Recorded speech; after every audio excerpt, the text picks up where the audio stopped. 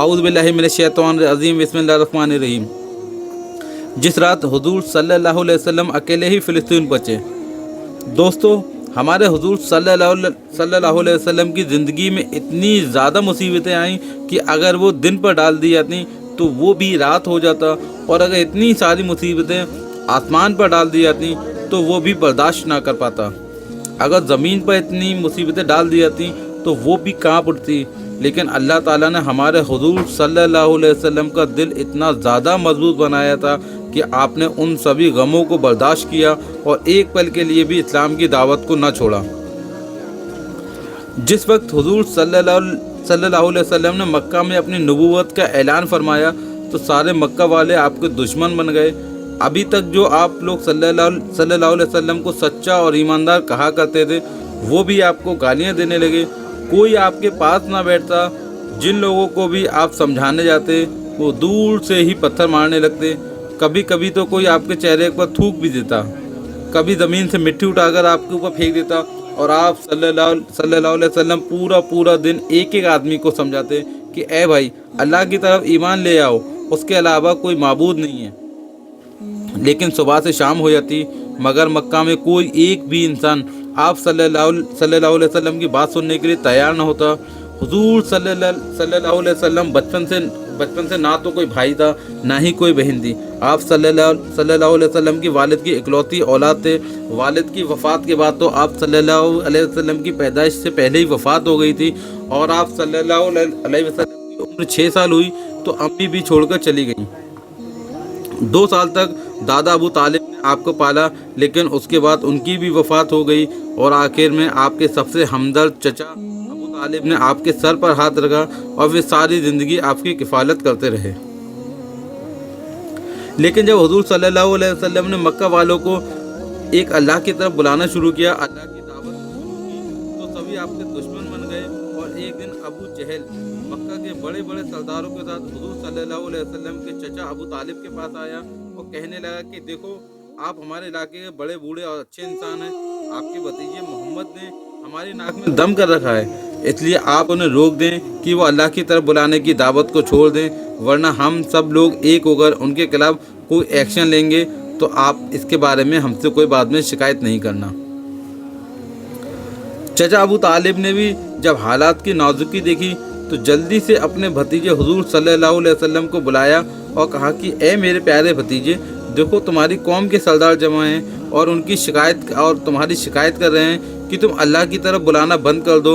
इसलिए मुझे भी मुनासिब लगता है कि अब तुम उनकी बात मानो, क्योंकि ए मेरे प्यारे भतीजे, मैं भी बूढ़ा हो गया हूँ। तुम भी अब थोड़ा ख्याल घर वालों को रखा करो और अपने थोड़ा कामकाज पर ध्यान दो। हुजूर सल्लल्लाहु अलैहि वसल्लम जिस वक्त अपने चचा अबू तालिब की ज़ुबान से ये बातें सुनी तो आंखों में आंसू भराए और कहने लगे कि ए मेरे चचा जान, अगर ये दुनिया वाले मेरे एक हाथ में सूरज और दूसरे हाथ में चांद भी रख दें और कहें कि मैं अल्लाह की तरफ बुलाना छोड़ दूं, अल्लाह की दावत देना छोड़ दूं, तो मैं ऐसा हरगिज़ कभी नहीं करूँगा। उसके बाद हुजूर सल्लल्लाहु अलैहि वसल्लम रोते हुए अपने कमरे से बाहर निकल गए। तो ये देख सब चचा अबू तालिब का दिल भी पिघल गया और बाद में हुजूर सल्लल्लाहु अलैहि वसल्लम को अपने पास बुलाकर कहा कि ए मेरे भतीजे, तुमको जो करना है वो करते रहो और मैं मरते दम तक तुम्हारा साथ कभी नहीं छोड़ूंगा। लेकिन अल्लाह की कुदरत को तो कुछ और ही मंजूर था। इस वाक़ये के कुछ दिनों के बाद ही अचानक हुजूर सल्लल्लाहु अलैहि वसल्लम की सबसे हमदर्द बीवी हज़रत खदीजा की वफ़ात हो गई। उसके बाद कुछ दिनों बाद ही अचानक चचा अबू तालिब की भी वफ़ात हो गई, जिसकी वजह से आप सल्लल्लाहु अलैहि वसल्लम बिल्कुल टूट कर रह गए, क्योंकि ये दोनों हजरात आप सल्लल्लाहु अलैहि वसल्लम के लिए एक ऐसा सहारा थे जिनकी बातों से हुजूर सल्लल्लाहु अलैहि वसल्लम का दिल बहुत ज़्यादा मजबूत रहता था। लेकिन अब दोनों ने ही एक साथ छोड़ दिया। 4 बड़ी बड़ी लड़कियां थीं, उनकी भी जिम्मेदारी अब पूरी तरह आप सल्लल्लाहु अलैहि वसल्लम के ऊपर आ गई थी।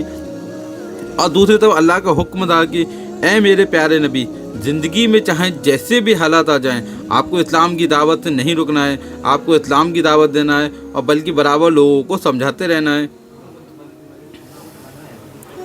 आखिर जब हुजूर सल्लल्लाहु अलैहि वसल्लम मक्का के लोगों को समझा कर थक गए और बहुत कम लोग आप पर ईमान लाए, तो एक दिन मजबूर होकर आप सल्लल्लाहु अलैहि वसल्लम ताइफ की तरफ गए ताकि वहाँ के लोगों को कुछ इस्लाम की बातें समझा सकें। शायद वहाँ के सरदारों में से कोई बंदा ईमान ले आए ताकि वो इस्लाम के लिए एक मजबूत ताकत बने। लेकिन उन लोगों ने तो हुजूर सल्लल्लाहु अलैहि वसल्लम की बात ही नहीं सुनी और अपने इलाके के कुछ बदमाश लड़कों को आप सल्लल्लाहु अलैहि वसल्लम के पीछे लगा दिया, और जो कि आप सल्लल्लाहु अलैहि वसल्लम को पत्थरों से मार रहे थे, और इतना ज़्यादा मारा कि आपके सर का खून बहते हुए पैरों की जूतियों में आकर भर गया। हुजूर सल्लल्लाहु अलैहि वसल्लम पूरी तरह ज़ख्मी हो चुके थे। चचा और बीवी की वफ़ात का गम अभी ठंडा ही नहीं हुआ था कि दूसरे ताइफ के लोगों ने आपकी ये हालत कर दी। आंखों में आंसू भरे थे। आप सल्लल्लाहु अलैहि वसल्लम मायूस सर झुकाए एक बाग में बैठे हुए थे और अल्लाह ताला से दुआएं कर रहे थे कि ऐ मेरे अल्लाह, आपने ये मुझे किन लोगों के हवाले कर दिया? ये तो मुझे हर मौके पर जलील करते हैं, मुझको मारते हैं, लेकिन ऐ अल्लाह, अगर आप मुझसे नाराज़ नहीं हैं तो मुझे इन सब चीज़ों से कोई फ़र्क नहीं पड़ता और मैं आपके हुक्म पर ऐसे ही लोगों को समझाता रहूँगा।